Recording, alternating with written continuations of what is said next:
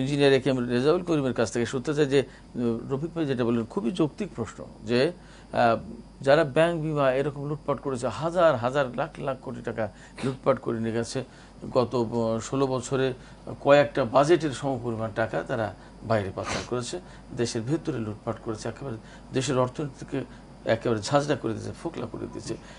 সেক্ষেত্রে প্রশ্ন হচ্ছে যে এই যে নির্বাচন এবং সংস্কারের বিতর্ক, যদিও দুটো খুবই গুরুত্বপূর্ণ জিনিস, তারপরেও এই বিতর্কের ডামাডোলে কি আমরা পথ হারালাম?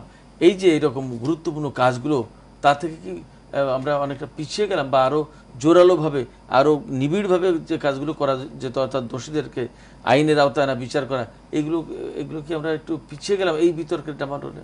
আমার মনে হয় না যে এই বিতর্কের কারণে আমরা এই দিক থেকে আমাদের দৃষ্টি সরে গিয়েছে। কারণ আপনার নোবেল বিজয়ী জনাব ডক্টর মোহাম্মদ ইউনূস, আপনার তার যে লাস্ট সফর, সেই সফরেও উনি মানি লন্ডারিং এর ব্যাপারে উনি বেশ কিছু পদক্ষেপ নিয়েছেন এবং এই পাচারকারীদের অর্থ ফিরিয়ে আনার জন্য উনি অব্যাহতভাবে প্রচেষ্টা চালাচ্ছেন। এবং আপনি দেখবেন যে এই প্রকৃত ফ্যাসিস্ট সরকারের সময় ব্যাংকগুলোর যে দুরবস্থা ছিল, সেই দুরবস্থা থেকে কিন্তু আপনার ব্যাংকগুলো আস্তে আস্তে করে আপনার তারা সমস্যা কাটিয়ে ওঠার চেষ্টা করছে এবং আপনার যে রিজার্ভ যে তলানিতে গিয়েছিল সেই রিজার্ভও আস্তে আস্তে করে বাড়ছে।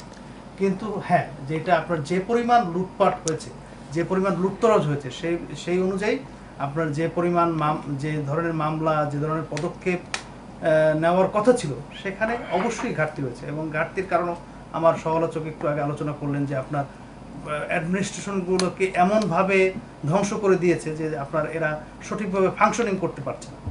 তো সেই ক্ষেত্রে অবশ্যই সরকারকে নজর দিতে হবে। আর যেটা আমাদের রফিক ভাই বললেন, আপনার বর্তমান সরকারকে অবশ্যই লক্ষ্য রাখতে হবে যে রাজনৈতিক দলগুলো কিন্তু সরকারের প্রতিপক্ষ না।